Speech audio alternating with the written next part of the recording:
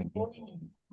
Baik, terima kasih atas kedatangan Bapak Halikudin Umasangaji sebagai yang tamu untuk kuliah kimia lingkungan. Dan kali ini Pak Halikudin Umasangaji akan sharing dengan para peserta mata kuliah kimia lingkungan yang dimana eh, ini adalah pertemuan terakhir ya sebelum masuki ujian Pak ya. Jadi memang di akhir kuliah kita ada kuliah tamu. Dan saya perkenalkan dulu Pak Halikudin Umasangaji. Beliau ini adalah dosen dari eh, program studi ilmu kelautan ya Pak ya di Universitas Khairun, dan beliau lahir tahun 74, dan beliau menyelesaikan eh, program apa sarjananya di Universitas Patimura Ambon terkait biologi dan oceanografi biologi ya Pak ya. Ya, Kemudian 2007 beliau selesai menyelesaikan Master of Science di IPB University di terkait oceanografi fisik, dan PhD-nya di Prancis bersama saya di Aix-Marseille University terkait Analytical and Environmental Chemistry. Jadi oceanografi biologi, fisika, dan kimia sudah dikuasai sama Pak Halik ini. Ya, eh, sampai saat ini beliau menjadi dosen dan peneliti di Fakultas Ilmu Kelautan dan Perikanan, betul Pak ya? Atau ya, ya, Fakultas Perikanan dan Ilmu Kelautan. kembali di Universitas Khairun, Ternate, lalu juga menjadi volunteer of UNICEF dan action di Country in France, juga sebagai Fulbright Scholar ya, pernah jadi senior research program antara Aix-Marseille University dengan Institute Massachusetts Amerika. Kemudian beliau juga mendapatkan award di Prisma Hartz-Rutenberger di France, dan Ambassador Indonesian Culture Tourism in France dan Satya Lencana Karya Satya. Banyak sekali yang Pak Halik pengalamannya sudah lakukan di tahun-tahun sebelumnya, dan sebenarnya ini tahun kedua ya Pak Halik ya. Iya, Pak, itu tahun ketiga ya.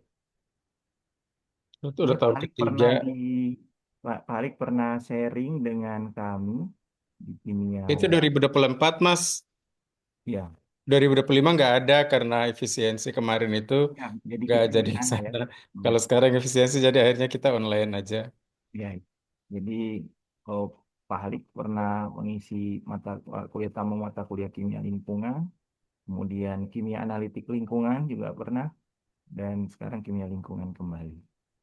Dan juga banyak kerjasama juga dengan oceanografi IPB ya Pak ya. Iya, Kita juga ada kerjasama. Kemarin tahun lalu kita melakukan kuliah tamu di sana, dan sekarang baru balik lagi. Jadi kayak selang-seling gitu ya Pak ya. 2023 saya ke sana, iya. 2024 Bapak ke sini, 2025 kemarin saya ke 2025 sana. Mas Yudis ke Ternate juga. Ya, 2024 Bapak lagi ngelakuin ke sini. Mudah-mudahan saya bisa ke sana lagi Pak. Tapi kayaknya Insya Allah. apa istirahat dulu, kemarin saya sempat sakit tipes Pak. Jadi Oh, udah jaga kesehatan, Mas. 6 hari di rumah sakit. Jadi Udahlah, turut istirahat dulu. Jadi habis nggak kuliah. bilang-bilang, Mas. Banyak istirahat dulu, jangan forcer. Baik, untuk mempersingkat waktu kepada Pak Halik, dipersilakan bisa share screen Pak Muhammad. Ya, baik. Ya, terima kasih banyak Pak Yudis yang telah memberikan kesempatan kepada saya. eh, Departemen Kimia sebenarnya ya yang sudah memberikan kesempatan kepada saya sudah dari tahun 2022 ya. PKS. Oh no, 2022 belum ya, itu saya di oceanografi 2023, 24 sampai sekarang itu kita masih tetap em, mempertahankan kerjasama kita antara Departemen Kimia di ITB dengan Prodi Pak. prodi kimia di ITB dengan prodi ilmu kelautan di Universitas Hairun. Jadi tidak hanya sharing knowledge melalui kuliah tamu, tapi juga kami melakukan riset bersama, menulis artikel bersama, dan menulis buku bersama juga ya nanti ya di tahun ini insya Allah. Em, Baik, terima kasih Pak Yudis telah memperkenalkan saya ke mahasiswa Kimia ITB. Em, karena kita belum pernah bertemu ya, karena setiap tahun kan pasti mahasiswa yang berbeda-beda. Nah, pada kesempatan kali ini kita akan bincang-bincang ya tentang topik bagaimana peran faktor-faktor oceanografi ini dalam mengontrol dinamika polutan, terutama polusi plastik di laut. Nah, topik yang akan kita diskusikan pada kesempatan pagi ini adalah satu topik yang sudah saya presentasikan di konferensi internasional yang diselenggarakan di Vietnam pada tanggal 20 hingga 22 April kemarin di eh, Haiphong, Vietnam ya, di mana satu konferensi internasional yang diselenggarakan oleh eh, Center of Southeast Asian Studies dan eh, beberapa negara Eropa lainnya seperti Norwegia, ada Swiss dan beberapa negara lainnya. Nah, topik ini cukup menarik karena kita akan membicarakan bagaimana polusi plastik ini sekarang telah menjadi topik selama beberapa dekade terakhir, menjadi topik yang sangat-sangat dibicarakan di berbagai diskursus, baik itu di skala lokal, regional, bahkan internasional. Mengapa demikian? Karena polusi plastik sekarang sudah berada pada level dia menjadi satu polusi yang transboundary, artinya dia telah menjadi polusi yang bisa diemisikan oleh satu negara dan dia akan memberikan dampak ke negara lain, sebagaimana yang kami temukan dalam riset kami kali ini. Nah, adapun topik yang akan saya bahas adalah bagaimana peran Halmahera dan Mindanao Edi di Filipina dan Halmahera Edi ini terhadap retensi eh, sampah plastik ini dan kemudian meredistribusi kembali hingga pada akhirnya sampah plastik yang tadinya dari Filipina, Cina, itu dia bisa berada di perairan Indonesia, termasuk salah satunya di pulau-pulau kecil di Halmahera Utara itu yang disebut dengan Pulau Morotai. Pak Yudi, saya boleh tahu Ibu Ivon pernah ngasih kuliah ke mereka tentang sedikit oceanografi begitu? Pak, di apa kayak eh, yang CO2 itu loh, yang koral sama abrasi air laut. Pernah beliau bicara sedikit tentang laut gitu ke Bukan anak-anak? apa alga bloom ya, koral CO2, CO2 para koral. Eh, Oke, oke, baik. Baik, makasih Pak Yudis. Jadi mereka tidak terlalu asing ya dengan istilah-istilah yang nanti bisa saya sampaikan. Nanti akan saya jelaskan. Em,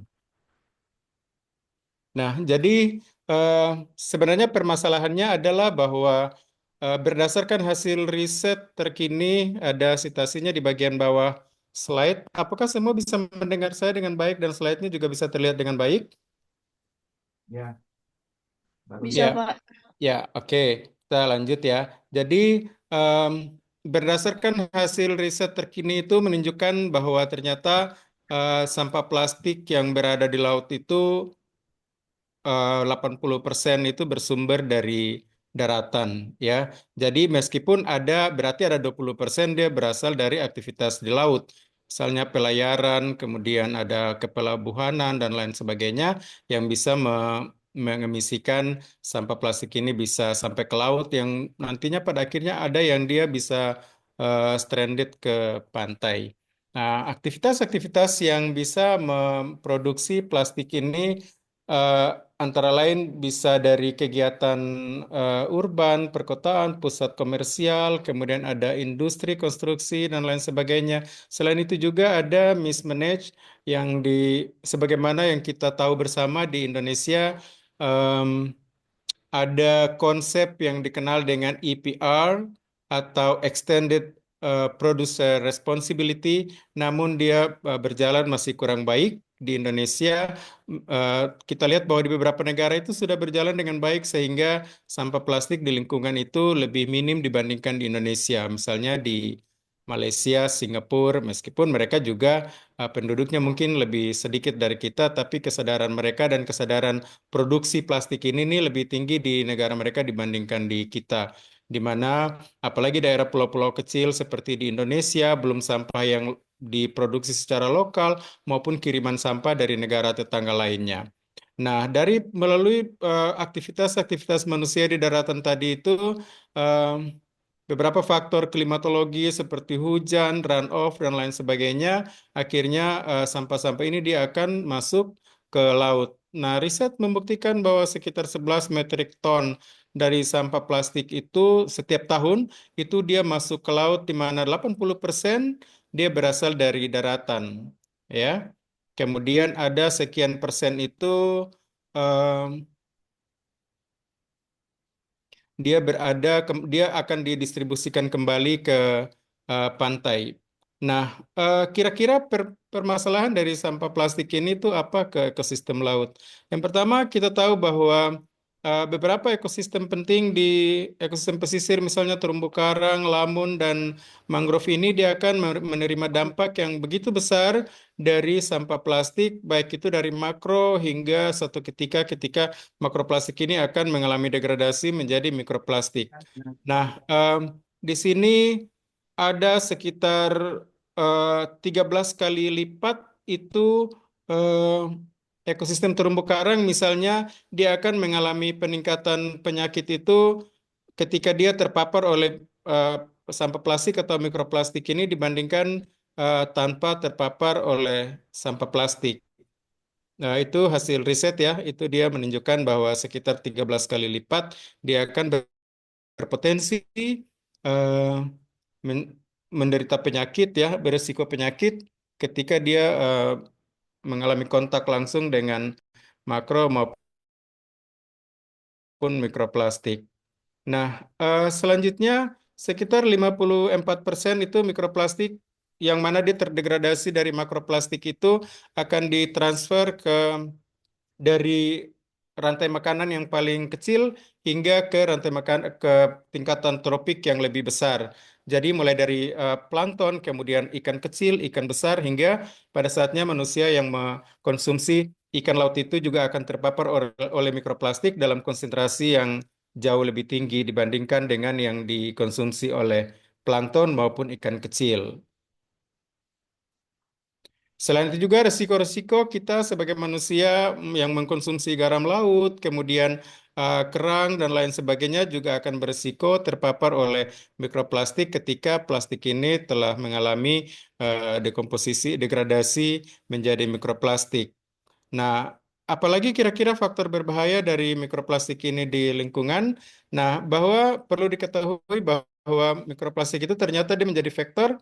Dia dapat mengikat polutan-polutan lain seperti logam berat, kemudian ada PCBs, polycyclic aromatic hydrocarbon (PAH), dan mikropolutan organik lainnya, sehingga keberadaannya di lingkungan patut diwaspadai dan tindakan-tindakan pencegahan sekiranya bisa kita lakukan sedini mungkin dengan mengurangi penggunaan plastik di daratan, karena lagi-lagi polutan di lingkungan itu tidak semudah yang kita bayangkan. Ketika ditemukan dalam konsentrasi sekian, berarti kita harus melakukan langkah penanganan eh, bioremediasi dan lain sebagainya. Itu kita sudah terlambat ya, sudah terlalu ibarat penyakit. eh, Bukan, jadi polutan di lingkungan itu tidak seperti orang yang sakit kemudian ke dokter dikasih obat, sakitnya sembuh ya. Jadi polutan lingkungan itu kita tidak sebagai manusia kita tidak bisa mengontrol ketika polutan itu ditemukan dalam konsentrasi tertentu. Nah, langkah-langkah solusi alternatifnya adalah ya bagaimana kita mengurangi sampah plastik itu atau penggunaan plastik di daratan itu yang perlu kita kurangi. Kemudian juga dampaknya ke eh, manusia maupun hewan itu adalah dampak oksidatif, kemudian ada inflamasi, kemudian juga yang paling berbahaya adalah endokrin stres ya. Jadi dia juga bisa memicu, dia bisa memberikan gangguan terhadap sistem eh, reproduksi ya, yaitu endokrin disruption. Nah, hasil penelitian juga telah membuktikan bahwa secara sosioekonomi itu kita telah mengalami kerugian sekitar 13 miliar dolar setiap tahun sebagai akibat dari polusi plastik ini. Em, nah, beberapa riset di sini saya sempat mensitasi bahwa di bidang pariwisata misalnya itu bisa terjadi penutupan sementara lokasi pariwisata oleh karena pantainya terdampak oleh tumpukan sampah plastik. Begitu juga kerusakan aquaculture, peralatan-peralatan aquaculture atau budidaya perairan, kemudian alat tangkap dan lain sebagainya. Ini juga memberikan dampak ke pendapatan masyarakat yang mengandalkan em, sektor-sektor seperti ini sehingga diperkirakan pada 2040 itu jika tanpa aksi apapun yang kita lakukan maka dampak yang sekarang ini dia bisa 3 kali lipat dari apa yang kita rasakan. Jadi misalnya kerugian 13 miliar US dollar per tahun itu dia akan 3 kali lipatnya jadi sekitar 39 miliar. Kalau di tahun 2040 itu kita tidak melakukan aksi apapun. Ya. Baik, selanjutnya, nah riset yang kami lakukan ini di Pulau Morotai, kira-kira kenapa harus memilih Pulau Morotai?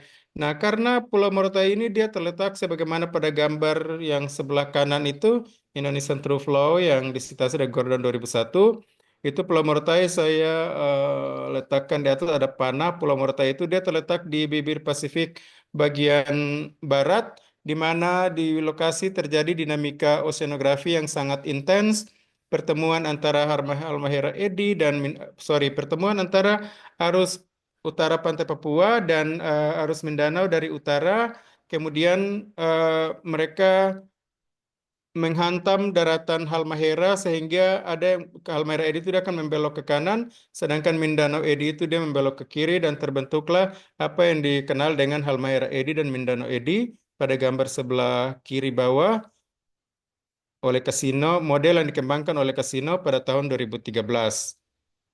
Nah, kira-kira apa signifikansi dari Halmahera Edi dan Mindanao Edi ini? Terbentuknya Halmahera Edi dan Mindanao Edi ini di bagian barat Pasifik ini, dia akan membentuk em, kemiringan muka laut antara barat Pasifik dengan Samudra India bagian timur laut di bawah Lesser of Sunda Island. Sehingga kemiringan ini dia mengalirkan masa air dari Samudra Pasifik menuju ke Samudra India melalui perairan Indonesia. Itu ada tanda panah warna merah, itu adalah masa air dari Pasifik Selatan, sedangkan warna biru adalah masa air dari Samudra Pasifik bagian utara, sedangkan warna hijau adalah masa air permukaan di Laut Jawa, ya, sebagaimana yang dijelaskan dalam gambar itu. Nah, kira-kira apa signifikansi dari arus lintas Indonesia dan Halmahera Edi dan Mindanao Edi ini terhadap distribusi sampah plastik di sekitar wilayah Pasifik? Nah, ternyata bahwa Halmahera Edi dan Mindanao Edi ini dia berperan untuk meretensi atau dia menahan sampah plastik ketika sampah plastik itu dia tiba di sana. Jadi sampah plastik yang dia turun dari laut dari daratan Cina, Filipina, dia akan tertahan di situ. Dan selanjutnya karena masa air dari Pasifik menuju ke Samudra Hindia ini setiap tahun dia selalu mengalir seperti itu berdasarkan model yang dikembangkan oleh Gordon di sini. Akhirnya sampah plastik yang dia menumpuk tadi di Halmahera dan Mindanao Edi itu dia akan mengalir menuju ke Indonesia mengikuti arus lintas Indonesia tadi.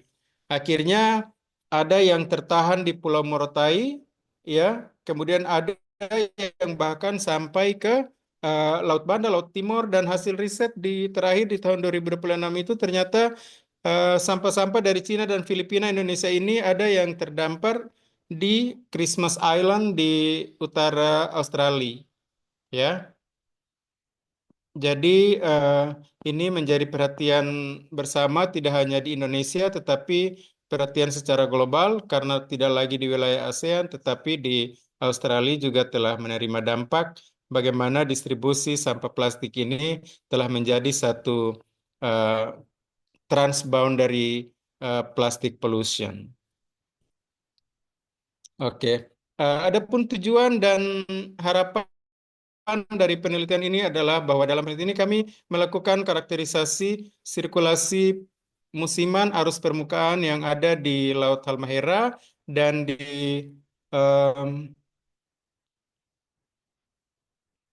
Halmahera Edi dan Mindanao Edi. Kemudian juga kami menghitung bagaimana kelimpahan komposisi dan distribusi spasial di dua stasiun dari sampah plastik ini serta mengevaluasi bagaimana mesoscale ED ini dia mengakumulasi dan dia meredistribusi kembali sampah plastik ini di wilayah Pasifik bagian barat dan perairan Indonesia bagian timur.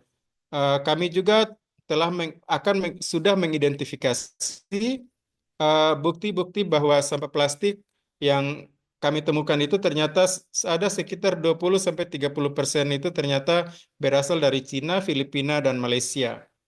Nah, harapan kami penelitian ini kira-kira akan memberikan insight baru bagaimana sampah plastik ini telah menjadi satu hal yang bisa menjadi satu topik yang harus dibicarakan bukan hanya di level lokal tetapi di level global di mana beberapa organisasi-organisasi kenegaraan di level ASEAN maupun di PBB telah membicarakan hal ini.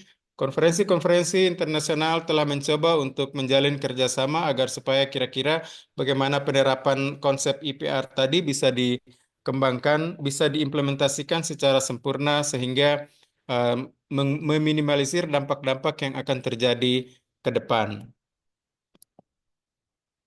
Nah, ini adalah stasiun-stasiun, saya skip saja ya, stasiun penelitian yang telah kami lakukan. Stasiun satu berada di pantai timur Pulau Morotai dan stasiun duanya berada di eh, barat daya ya, barat daya Pulau Morotai. Saya rasa metodologinya saya skip saja karena terlalu banyak.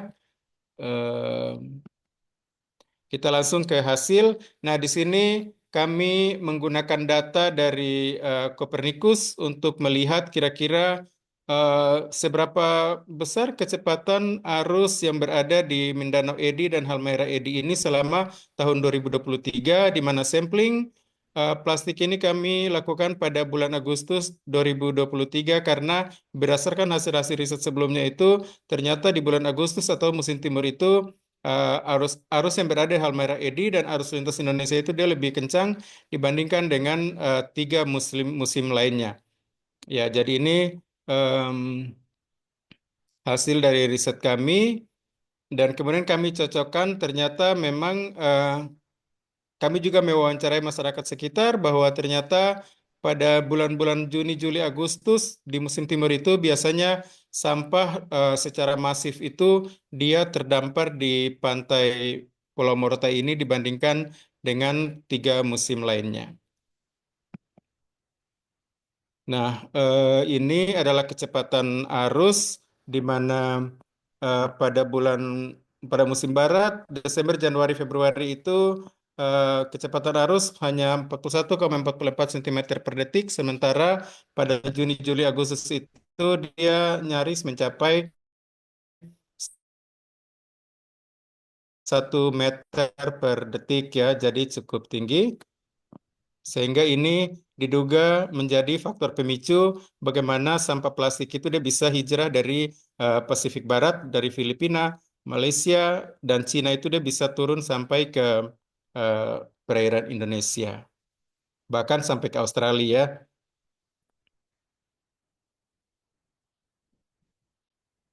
Ini saya rasa saya skip saja.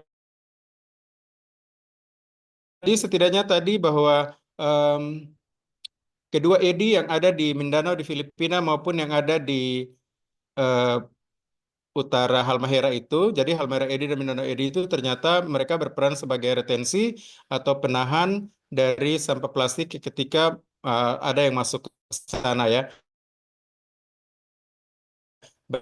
Baik itu dari utara itu sendiri, mereka akan terretensi di sekitar. Pada musim tertentu, aliran masa air dari Pasifik itu menuju ke perairan Indonesia, maka sampah-sampah itu juga akan terbawa masuk ke perairan Indonesia, termasuk Pulau Morotai yang menjadi lokasi penelitian kami.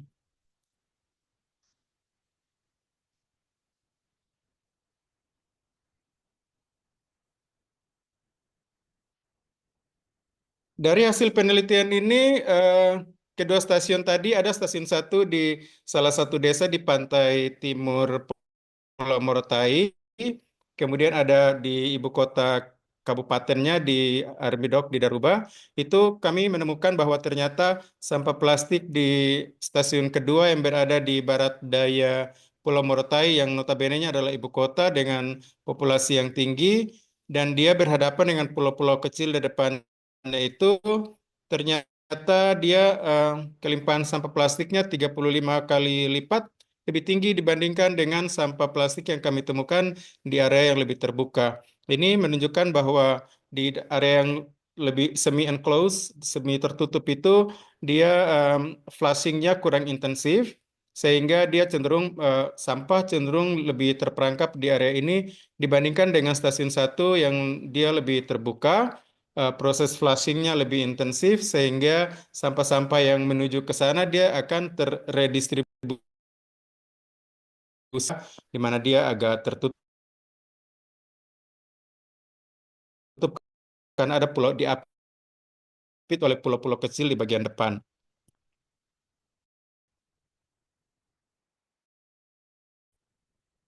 Nah, ini juga menunjukkan tadi sudah saya jelaskan bagaimana perbandingan kelimpahan antara eh, kelimpahan sampah plastik yang ditemukan di kedua stasiun. Nah, kira-kira eh, tipe sampah plastik apa yang ditemukan dan seberapa besar persentase dari tipe-tipe sampah plastik yang kami kelompokkan dalam penelitian ini ternyata persentase yang lebih besarnya adalah botol plastik yang sekitar 20 sampai 30% itu adalah dia berasal dari kiriman dari negara lain dan sisanya berupa tutup botol, ada eh, kemasan makanan dan sisa apa nama serpihan-serpihan alat tangkap yang ditemukan di kedua lokasi penelitian. Nah, em, mungkin antara kedua lokasi ini bahwa stasiun satu itu ternyata sistem flushingnya itu dia lebih tinggi, di mana dia akan mengurangi retensi sampah plastik yang akan berada di sana, di mana ada peran dari pasang surut, kemudian angin, dan juga mungkin edi-edi dalam skala kecil atau arus pusaran yang dalam skala kecil juga dia memegang peranan penting terhadap bagaimana dia meredistribusi kembali sampah plastik itu ke tempat lain. Em, dan diduga kuat mungkin sampah itu dia hanya berasal dari lokasi setempat ya. Sementara di stasiun kedua itu dia cenderung sebagai retention sink di sini adalah bahwa dia lebih mudah terperangkap karena lokasinya yang lebih semi tertutup, kemudian juga penduduk pemukiman juga populasi jauh lebih tinggi dibandingkan dengan Desa Bido di stasiun satu tadi, sehingga dia mekanisme hidrodinamika perairan itu memegang peranan penting terhadap retensi sampah plastik di suatu tempat. Nah, sekarang kira-kira dampak ekologi ekologi daripada sampah plastik ini kira-kira seperti apa di ekosistem perairan, terutama ekosistem pesisir seperti mangrove, lamun, dan terumbu karang. Nah, ternyata sampah-sampah plastik yang terdampar di perairan dan ada yang terretensi di beberapa ekosistem seperti mangrove, lamun dan lain sebagainya itu dia eh, dia akan mengalami, kan kita lihat bahwa kita tahu bahwa